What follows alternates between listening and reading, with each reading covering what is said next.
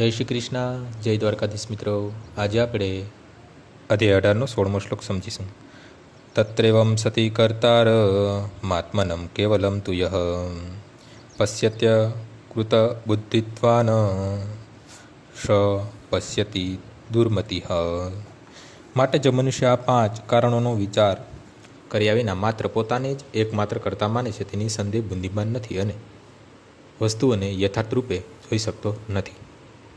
મૂર્ખ માણસ સમજી શકતો નથી કે પરમાત્મા મિત્ર તરીકે તેમની અંદર બિરાજે છે અને તેના કર્મનો દોરી સંચાર કરી રહ્યા છે. જો કે સ્થાન કરતા પ્રયાસ તથા ઇન્દ્રિયો એ ભૌતિક કારણો છે, તેમ છતાં અંતિમ મુખ્ય કારણ સ્વયં ભગવાન છે. માટે મનુષ્ય માત્ર 4 ભૌતિક કારણો જ નહીં, પરંતુ સર્વોપરી સક્ષમ કારણ પણ હોવું જોઈએ. જે મનુષ્ય પરમેશ્વરને જોતો નથી તે પોતાને જ કરતા માને છે.